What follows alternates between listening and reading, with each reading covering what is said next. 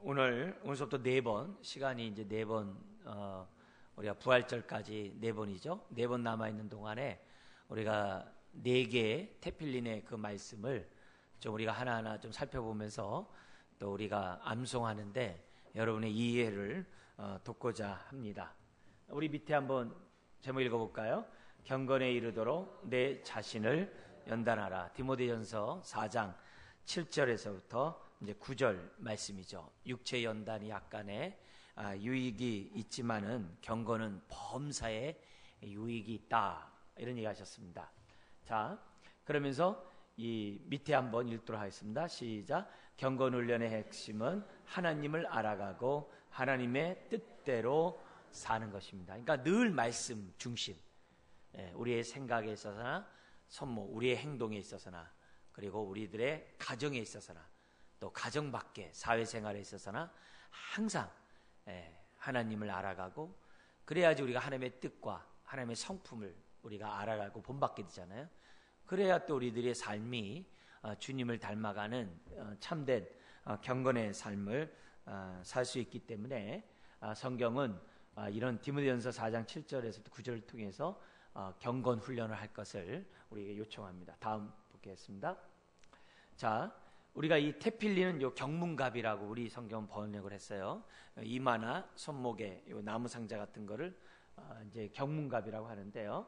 그 테필린에 따라 우리가 한번 훈련하는 방법을 보겠습니다. 여러 가지 훈련하는 것들이 있겠습니다만, 이 사도 바울은 이 경건의 훈련을 할 때 그 훈련하는 그 방법을 어떤 단어를 썼냐면은, 그 레슬링 선수가 경기장에 딱 들어가면은 복장이 어떻습니까? 막 이것저것 입고 합니까? 안 그러거든요. 옛날에 레슬링은요 다 벗고 했거든요. 여성들이 경기장에 못 갔다고요. 그러니까 그래서 이 경건 훈련을 갖다가 벗는 훈련으로, 우리한테 얘기한다면은 옛사람을 날마다 벗어버리는 것으로 바울은 이 경건 훈련을 핵심을 잡았습니다. 근데 이 벗어본다 할지라도 우리가 뭐예요? 무장되지 않으면 아무 의미가 없거든요. 뭘로 무장하느냐 했을 때 하나님의 말씀, 교훈과 책망과 바르게 함과 의로 교육하기에 유익한 하나님의 말씀으로 우리의 생각을 무장하고, 우리의 행동을 무장하고, 우리의 삶을 무장할 수 있도록, 삶의 예배를 드릴 수 있도록 하는 것이 경건의 훈련에 있어서 매우 중요한 방법이라는 거죠. 그래서 세편에 따른 경건훈련 방법 첫 번째 한번 읽어볼까요? 경건훈련은 성경에 기록된 말씀대로 순종하면서 훈련합니다. 이 테필린 경건훈련의 가장 중요한 것은 뭐냐면 기록된 말씀대로예요. 이게 수천 년 동안 지금까지 반복되어져서 이스라엘에게 이루어지고 있고, 오늘 지금 교회 안에서도 이루어지고 있는 걸 봅니다. 그래서 신명기 11장 18절 읽겠습니다. 이러므로 너희는 나의 이 말을 너희 마음과 뜻에 두고 또 그것을 너희의 손목에 매어 기호를 삼고 너희 미간에 붙여 표를 삼으며, 이렇게 돼 있어요. 여기 보면 나의 이 말을, 신명기 11장에 나와 있는 것도 역시 테필린에 암송하는 본문인데요. 거기 보면 나의 이 말을 어디에요? 마음과 뜻에 두고. 이미 그들이 이렇게 이마에 견문가 붙였다고 해서 말씀을 이렇게 붙이고 그런 건 아니죠. 그 정신을 알고 테필린 교육을 할 것을 우리들에게 요청하고 있습니다. 그래서 중요한 거는 기록된 말씀대로, 다른 거 하지 말고 기록된 말씀대로 저나 여러분들이 경건 훈련하는 것이 무엇보다도 필요하다는 거죠. 그래서 테필린의 말씀을 마음에 쓰라. 다음 페이지 볼게요. 두 번째, 이 경건 훈련의 방식이, 테필린은 뭐냐면 부모가 자식에게 전수를 해요. 즉 삶의 현장, 가족의 그런 현실 속에서, 가정생활에서 하나님의 말씀이 전수되도록, 우리가 유산만, 물질의 유산만이 아니라 바로 이런 신앙의 유산을 줄 수 있도록 해야 한다는 거죠. 그래서 신명기 11장 19, 20절 한번 읽어볼까요? 또 그것을 너희 자녀에게 가르치며 집에 앉아 있을 때에든지 길을 갈 때에든지 누워 있을 때에든지 일어날 때에든지 이 말씀을 강론하고 또 내 집 문설주와 바깥문에 기록하라. 그죠?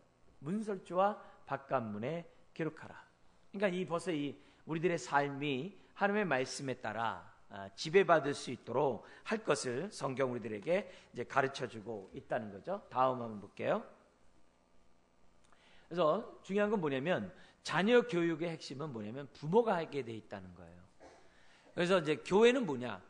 교회도 역시 가정 같은 교회이기 때문에 교회 안에서 이루어지죠. 그러나 제일 많이 만나고 제일 많이 대화할 수 있는 대상이 누구냐 이거죠. 그건 아무래도 교회보다도 부모가 아니겠는가. 이제 그런 의미에서 부모가 하나님의 말씀으로 무장되는 것이 이처럼 중요한 거예요. 그래서 지금같이 우리가 성경 읽고 쓰기 할 때 만약에 부모가 쓰면요 자녀들이 옆에서 이렇게 보고 있거든요. 엄마 뭐해? 아빠 뭐해? 그럼 애들이 뭐해? 부모가 하는 대로요. 애들은 호기심이 있기 때문에 다 따라서 합니다. 정말 특별한 날에 빼놓고는 진짜 다 따라서 해요. 그러면 너도 한번 써볼래? 그러면 네 한 다음에 쓴다고. 부모가 이렇게 중얼중얼 외우면 애들도 어떻게 돼요? 따라서 이렇게 듣게 돼 있어요. 태필린 교육은 너 혼자 암송해봐. 그게 아니에요. 태필린 교육은 주거니 받거니예요. 하늘 전 따지 이렇게 하듯이 부모가 한마디 하면은 애는 그걸 따라서 하는 거야. 자꾸 되새기는 거예요. 소가 되새김질 하듯이 계속 말씀을 되새김질하는 거. 이게 뭐냐면 묵상이에요. 그들의 그 히브리인들의 그 묵상이라는 단어를 바로 이렇게 뭐냐면 되새김질하는 데서 그 연유를 했단 말이에요. 그러니까 우리들이 항상 주의 말씀을 부모가 하다 보면은 아이들은 옆에서 이렇게 듣고 있거든요. 그래서 그런 의미에서 가장 많이 또 가장 영향력을 줄 수 있는 사람이 누구냐? 사실 부모밖에 사실 없거든요. 근데 청소년기에는 이제 물론 이제 친구들의 영향을 많이 받습니다만 그래도 어떻게 돼요? 부모가 하나님의 말씀으로 무장되어 있으면 아이는 어떻게 돼요? 어려서부터 훈련되어 있기 때문에 자연스럽게 부모에게 말을 듣게 되는 거죠. 이제 제 아들도 그래요. 아빠 물어볼 게 있어요. 왜 구약에 이런 제사제도가 이렇게 있는데 왜 제사제도에 이건 이렇고 왜 저건 저래요? 뭐 밥 먹으면서 얘기하면 제사제도 이런 게 있는데 제사제 그 의미는 이런 거고 이런 거단다. 그러면 아 그래요? 그래서 주거니 받거니 하면서 애가 이제 궁금한 거 있으면 묻거든요. 그래서 이 태필린 교육은 항상 위로부터 아래로. 그래서 13장 출애굽기 13장 8절 한번 읽겠습니다. 너는 그날에 내 아들에게 보여 이르기를 이 예식은 내가 애굽에서 나올 때 여호와께서 나를 위하여 행하신 일로 말미암음이라 하고. 중요한 건 뭐예요? 보여 이르기를 해. 보여 이르기를. 하나 되겠어요. 그래서 이 보여 이르기를이라는 단어는 명확히 하다는 단어예요. 잘 보이도록 가까이 가져오다. 그 뜻입니다. 그러니까 미래의 사건을 오늘의 현실로 갖고 오는 것이 보여 이르기를 해요. 그래서 과거의 유월절 사건을 오늘 현재 재현해서 그 의미를 알게 하는 것이 부모가 해야 될 사명이라는 거죠. 그래서 성경 말씀, 그거 뭐 몇천 년 전에 있는 쾌쾌 묵은 옛 말씀, 그게 아니라 오늘의 말씀으로 갖고 오라는 거죠. 그래서 로마서 그 9장, 10장, 11장 같은 데 보면은 이 사도 바울이 이스라엘 백성을 향해서 하나님의 구원의 도리를 얘기할 때 모세가 말하기를, 엘리야가 말하기를, 이사야가 말하기를 이런 단어 많이 씁니다. 근데 성경에서는 구약을 인용할 때 방법이 있어요. 인용하는 방법이 뭐냐면 기록되었으되 라고 하면서 인용하는 게 있어요. 기록되었을 때. 그건 뭐냐면 그 말씀의 그 권위를 강조할 때 기록되었으되 이렇게 돼 있어요. 반면에 또 인용할 때 뭐가 있냐면은 모세가 말하였을 때 이렇게 돼 있어요. 모세가 말했을 때 이 말했을 때는요 기록되었을 때는 완료형을 써요. 근데 모세가 말하듯이 또 뭐 이사야가 말했듯이 이사야가 이런 단어 뭐냐면요 현재형을 씁니다. 그 단어. 그러니까 현재형을 쓰면서 무슨 얘기하냐면은 과거에 수천 년 전에 있는 몇백 년 전에 있는 사람의 말씀이 아니라 바로 뭐예요? 지금 이 자리에 오늘 우리에게 말씀하는 그분을 강조할 때 그 말씀의 현재성, 그 적용을 강조할 때 성경 뭐냐면은 모세가 이렇게 말했고 이사야가 이렇게 말했느니라 엘리야가 이렇게 말했지 않느냐 현재형을 씁니다. 그 당시 청중에 벌써 모세 그러면 1500년 예수님 당시 1500년 사람인데 현재형을 씀으로써 오늘 이 하나님의 말씀이 살아있다라고 얘기하거든요. 그러니까 태필린 교육에서 부모가 가져야 될 태도가 뭐냐면은 과거의 말씀을 오늘의 말씀으로 가져오는 것이 태필린 교육이라는 것을 우리들에게 이제 보여주고 있는 거죠. 그래서 이 부모나 또 가장 영향력을 많이 받는 사람들에게 태필린 교육은 매우 효과적이라는 것을 다음 보죠. 자, 그래서 출애굽기 13장 14절 읽겠습니다. 후일에 내 아들이 내게 묻기를 이것이 어찌 된 민이냐 하거든 너는 그에게 이르기를 여호와께서 그 손의 권능으로 우리를 애굽에서 곧 종되었던 집에서 인도하여 내실세. 자녀들이 묻는다는 거죠. 도대체 이게 뭐예요? 왜 이렇게 합니까? 그래서 특별히 이 출애굽을 했을 때 유월절을 지킬 때 그날, 유월절을 지켰을 때 그 날이 뭐냐면 자식들이 궁금해서 묻는 거예요. 근데 가장 보편적이고 가장 이렇게 핵심적인 그 물음이 4가지가 있어요. 이 얘기는 뭐냐면 다른 날과 달리 그날은 독특하게 4가지를 보여주고 있다는 거예요. 이제 그 가운데 이제 질문을 하는데 뭐냐면 첫 번째 질문이 이겁니다. 왜 오늘 저녁은 무교병 맛조만을 먹어야 하죠? 왜 누룩 있는 유교병은 안 먹고 왜 무교병을 먹어야 합니까? 왜? 애들은 뭐냐면 달짝 단 것들이 잘 들어가잖아요. 그리고 또 잘 부풀어 있는 것이 맛있잖아요. 쫀득하고. 그러나 누룩이 없는 무교병 먹으면 이게 벌써 이렇게 입에 목에 넘어가기가 껄끄럽잖아요. 그러니까 애들이 이런 거죠. 아유 엄마 왜 이렇게 껄끄러운 음식을 먹어야 돼요? 어린아이가. 그럼 묻는 거죠. 엄마 아니 왜 오늘 저녁은 아빠 왜 무교병을 먹어야 하나요? 그러면 이제 거기에 대해서 부모가 6월절에 출애굽했을 때 그 상황을 부모가 설명하는 거죠. 두 번째 질문 한번 읽어볼까요? 왜 다른 모든 야채를 먹을 수 있는데 오늘 저녁은 왜 쓴 나물만 먹어야 돼요? 오늘도 점심 때 여러 가지 나물 먹었잖아요. 근데 쓴 나물 하나를 주는 거예요. 그러니까 애가 뭐예요? 아 맛없어. 왜 이렇게 먹어야 해? 이렇게 당연히 하겠죠. 그러면 쓴 나물을 먹는 그 이유를 갖다 부모가 하는 거죠. 다음 페이지 한번 보죠. 그 다음에 세 번째 질문 한번 읽겠습니다. 왜 다른 날 저녁에는 야채를 한 번도 소금이나 하로셋에 담가 먹지 않았는데 오늘 저녁은 2번씩이나 담가 먹어야 하나요? 여기 하로셋은 뭐냐면 갈색 단맛 일종으로 죽 또는 잼과 같은 음식으로 노예 시절 벽돌을 쌓을 때 사용됐던 그 몰타르를 상징한대요. 그러니까 조상이 얼마나 고생했는지를 사용하면서 하로셋을 한다는 거죠. 담가 먹는다는 거죠. 그리고 소금물은 노예 시절의 그 눈물을 상징하고 야채는 그때 먹었던 가장 초라한 음식, 쓴 나물을 먹는다는 거예요. 그러니까 그런 걸 먹으면서 애들은 뭐예요? 죽을 마시겠죠. 6월절 기간 동안에. 그렇지만 그걸 통해서 부모는 뭐냐면 하나님의 구원의 은혜의 역사를 아이들에게 전달한다는 거죠. 네 번째 질문 또 있어요. 같이 한번 읽겠습니다. 다른 날 저녁에는 앉거나 기대어 식사를 해도 되는데 왜 오늘 저녁은 앉지 않고 기대어 서서 먹어야 하나요? 옛날에 이렇게 넘어서 다리를 저 뒤로 이렇게 뻗고서 누워서 이렇게 먹으면서 막 얘기를 했는데 우리가 최후의 만찬에 보면은 일렬로 되어 있지만 그건 그렇지 않습니다. 이스라엘 사람들의 식탁은 그 정도 12명 정도 되면 디귿자예요. 디귿자 돼가지고 이 종들이 뭐냐면 이렇게 디귿자 안에 들어와서 이렇게 섬길 수 있도록. 그래서 상징이 어디냐면은 주인이 정 가운데 앉고 양쪽 날개에 우측 자리가 높은 자리거든요. 손님 자리, 윗자리거든요. 거기에 이제 제일 가운데가 제일 윗자리고. 그래서 이제 베드로가 예수님이 그랬잖아요. 베드로에게 끝자리에 앉는 자가 높은 자리에 앉을 수 있다라고 이제 존귀하다 그러니까 자기는 주의 말씀에 따라 순종해가지고 제일 끝자리가 어디예요? 저 끝에 앉는 거예요. 이제 좌측 끝에 앉았는데 그 옆에 누가 앉은 거예요? 자기 경쟁 대상인 이 사도 요한이 앉아 있고 또 그 옆에 누가 앉아 있는 거예요? 내가 앉아야 될 그 자리에 가룟 유다가 앉아 있잖아요. 그래서 같이 그걸 찍어 먹잖아요. 나랑 함께 찍어 먹는 사람이 나를 팔자니라. 바로 그 뒤에 3명이 그렇게 앉아 있거든요. 그러니까 그런 걸 보면은 우리 그 당시 이스라엘 그런 풍습에 이해되고 그리고 또 앉아 있을 때 그냥 이게 우리 같이 이렇게 의자에 똑바로 앉아 있기가 길에 앉았거든요.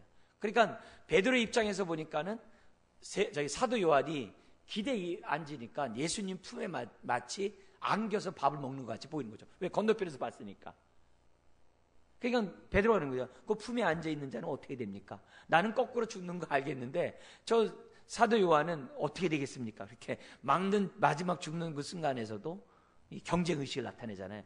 그런 배경이 뭐냐면 배경이에요. 이 이상이에요. 딴 데는 앉아가서 기대어서 식사를 했는데 왜 오늘은 왜 기대어 쓰지 않고 서서 먹어야 하냐 이게요. 네. 그러면은 우리가 빨리 급히 출애굽을 해야 되기 때문에 이랬다 하면서 역사를 이렇게 쫙 얘기를 해주는 거죠. 여러분, 우리 아이들을 키우고 또 아이들을 맡기잖아요.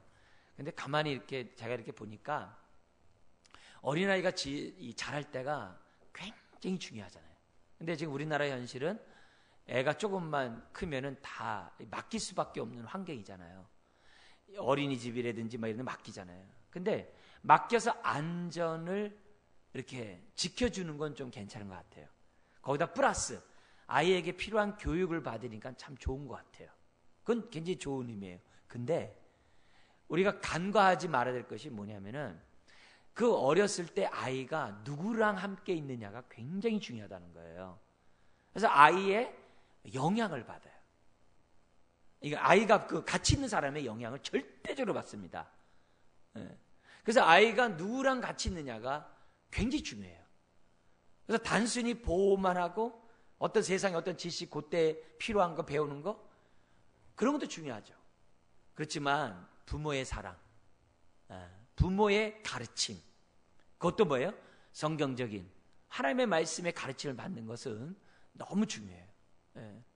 한 번은 이제 우리 또 집안 얘기해서 좀 그렇습니다만 우리 그 장인어른 밑에서 그 뭐냐면 큰 처남의 막내 딸이 이 초등학교 다닐 때까지 자랐습니다.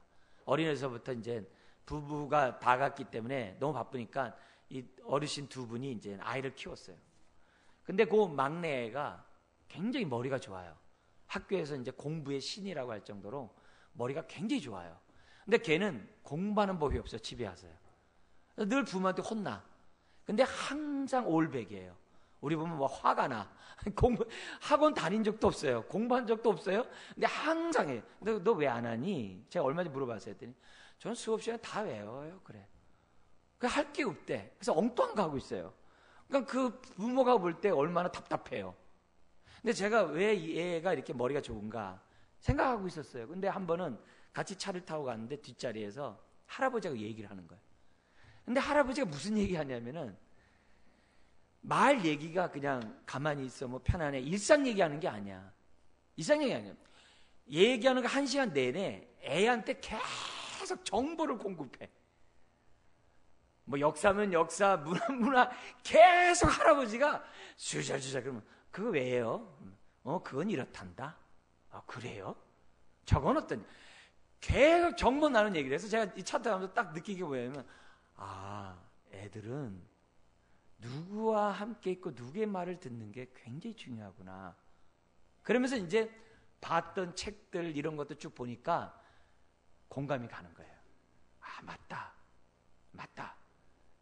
그래서 가장 어렸을 때, 그 말랑말랑한 그 미취학 아동일 때 아이들에게 부모가 많은 말들, 많은 얘기들을 해줄 필요가 있구나. 그럴 때 아이들이 이렇게 믿음 안에서 정말 잘 자라갈 수 있고 또 올바른 정말 지식 또 가치관 안에서 잘 자랄 수 있겠구나. 더구나 부모의 사랑을 얼마나 듬뿍 받겠어요. 듬뿍 받겠어요.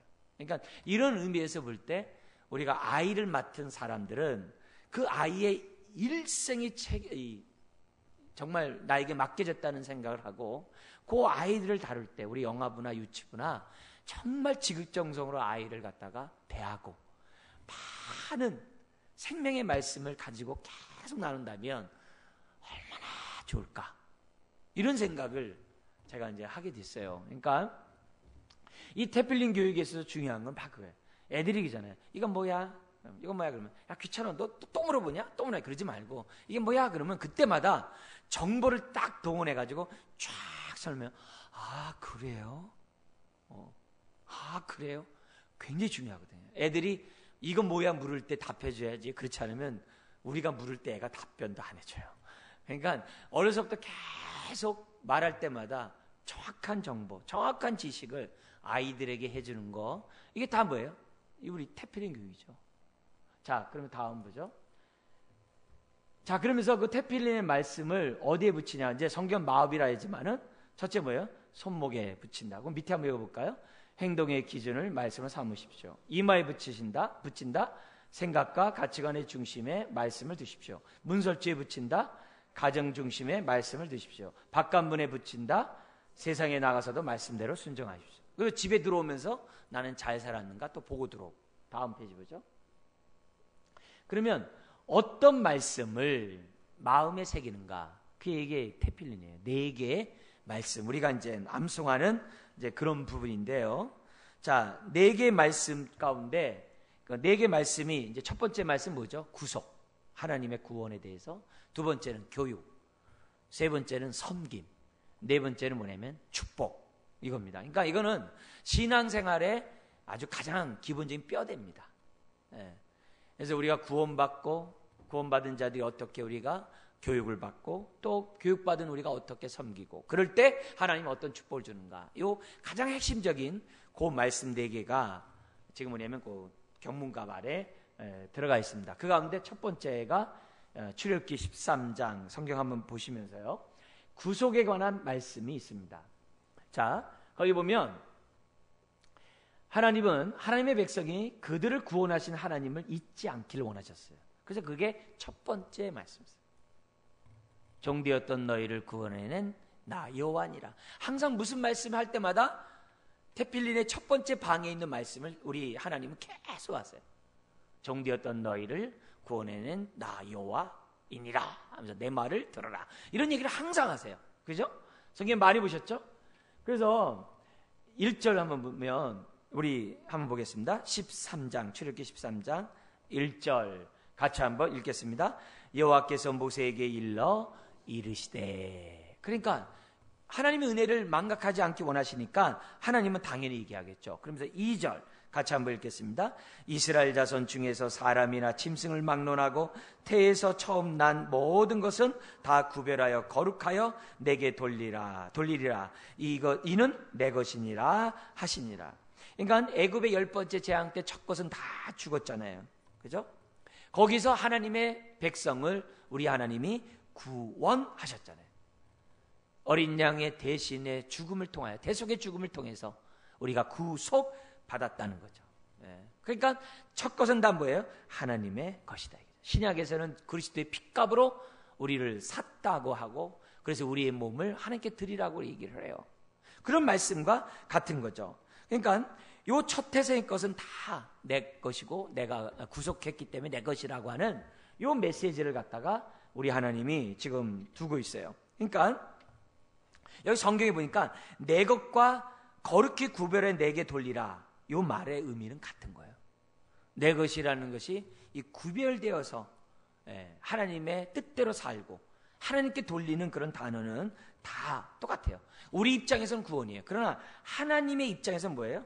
하나님의 소유된 백성이 되는 거죠. 내 것이 되는 거죠. 그런 관계가. 그래서 우리가 구원에 대한 설명을 할 때도 내 입장에서만 생각하지 말고 나는 구원받은 거죠. 그러나 하나님 입장에서 뭐예요? 너는 내 거야. 이렇게 되는 거죠. 그래서 우리가 베드로전서 2장에 보면 소유된 내 백성 이렇게 얘기하잖아요. 소유된 내 백성. 그러니까 하나님이 내 것이라는 것에 대해서 얼마나 애지중지하는가. 이런 마음을 우리는 이 구속이라는 이 단어 속에서 살펴볼 수 있다는 거죠. 자, 그래서 다음 페이지 한번 볼게요. 그래서 3절 이하에 하나님은 그 은혜를 잊지 않도록 하기 위한 방법을 주셨어요. 한번 읽겠습니다. 모세가 백성에게 이르되 너희는 애굽 종되었던 집에서 나온 그 날을 기념하여 유교병을 먹지 말라. 여호와께서 그 손의 권능으로 너희를 그곳에서 인도해 내셨습니다. 여기 이제 아비벌의 사제 나오는데 보리 이삭이 나오는 3, 4월경을 아비벌이라고 합니다. 그래서 요때 그 날을 기념해서 출애굽한 날을 기념해서 유교병을 먹지 말라고 우리 하나님은 분명히 이제 설명하고 있어요. 그래서 어떻게 그날을 잊지 않는 방법은 저거죠. 그래서 우리도 뭐예요? 기념일들이 많이 있잖아요. 그런 것처럼 하나님께서는 유월절이라는 그 기념일을 갖다가 우리들에게 이제 허락한 것을 보게 되죠. 유교병은 여러분이 잘 알다시피 누룩을 넣지 않는 그런 것을 이제 의미합니다. 그래서 만약에 누룩을 넣는다고 한다면 내 백성 가운데 끊어지리라. 그런 메시지까지 우리 하나님은 하셨던 것을 보게 됩니다. 다음 페이지 보죠.